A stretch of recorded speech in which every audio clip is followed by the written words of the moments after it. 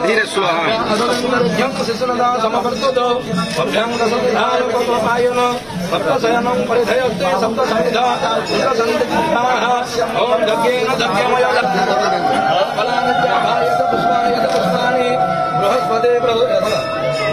बृहस्पति प्रसुक्तानं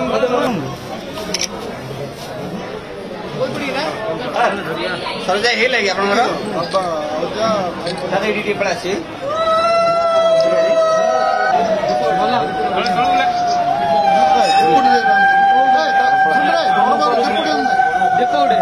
एही अवसर रे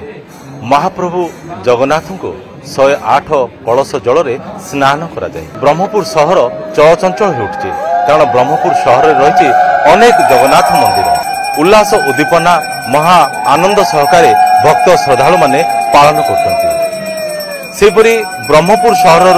गोसाई नुआ गाँ जगन्नाथ मंदिर टिके नियारा कारण एठी पुरी श्रीक्षेत्र मंदिर नीतिकांति प्रकार एठी मध्य समस्त प्रकार कार्य संपन्न होता है। आज पचारिबा मंदिर परिचालना कमिटी जी रही सदस्य सार कौन कह देखिलु अति सुंदर भाव ठाकुर पहंडी करागला आपणकर जो पिंडी रे ठाकुर स्नान करागला वर्तमान गजानन बेशरे ठाकुर भक्त श्रद्धालु को दर्शन देउचंती। बड़ी भोर 4:30 मंदिर खोलाई ठाकुर मंगला आलती है मंगला आरती है ठाकुर भेष ओल्लागी करी नुआ भेष परिधान कले आमर पहली भोग गोटे सब प्रत्येक दिन से भोग है ठाकुर बेदी तलू ओह्ला गला तलू गले सेनापट भेष लगी करागला ठाकुर को गोटी पहंडी रे स्नान बेदी जनागला एठारे 3 ठाकुर को एवं सुदर्शन को बलभद्र को 33 गरा जगन्नाथ महाप्रभु 35 गरा माँ सुभद्रा को 22 गरा एवं सुदर्शन को 18 गरा मोट 108 गरा स्नान करागला। अबिका ठाकुर को हाथी बेश सज्जित करागला साण मेला चलती रात्र 8 को ठाकुर को अनुसार घर विजय करेंगे पट्टी दिया दर्शन चलो। तो गोटे विश्वास रही एमती तो आम देखुचे ब्रह्मपुर सहर अनेक जगन्नाथ मंदिर रही किंतु जो भक्त श्रद्धालु मैंने जापारी न पुरी श्रीक्षेत्र को गोटे विश्वास रही गोसाई नुआ गाँव मंदिर को आसी जदि ठाकुर दर्शन करती से समान पुण्य मिलता है कौन कहे भक्त हिसाब निश्चित भाव में गोसाई नुआ गाँ जगन्नाथ मंदिर को जहाँकि समग्र दक्षिण ओडिशा द्वितीय पुरी भाव में मन करती से हजार हजार संख्यार दर्शक एठाक आसती। आज दिन पवित्र गजानन बेश जगन्नाथ जगन्नाथ देवस्थान पूर्णिमा यही तिथि यही बेश जगन्नाथ दर्शन कले पुनर्जन्म हुए बोली जो कथार अच्छे ताहा स्कंद पुराण अनुसार 100 मात्रा 7 बोली स्कंद पुराण कही गजानन बेश देवस्थान अवस्था जगन्नाथ दर्शन कले आ मनुष्य जन्म मिले ना। देखुचे जो स्नान मंडप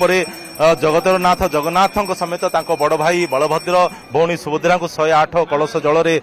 स्नान करागला। वर्तमान से कार्य संपन्न होती गजानन बेशरे ठाकुर भक्त श्रद्धालु को दर्शन दौरान कौन कह आज्ञा जिते कि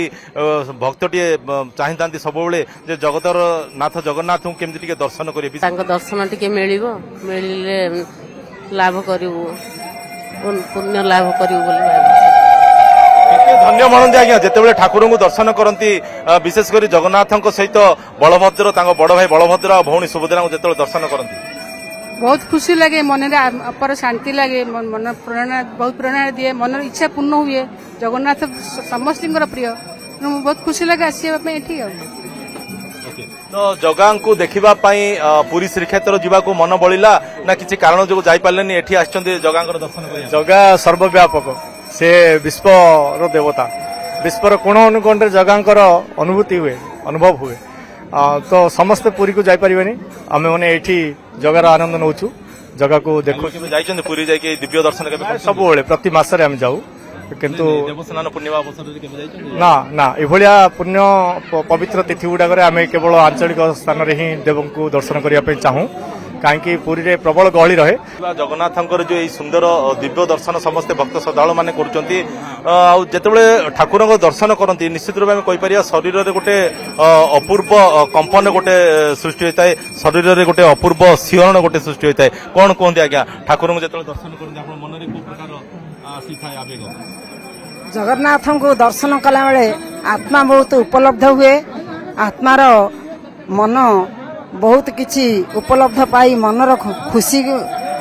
ए मनुष्य नहीं थाए। स्नान मंडपर बड़ ठाकुर जगन्नाथ बड़ भाई बलभद्र और भौणी सुभद्रा सहित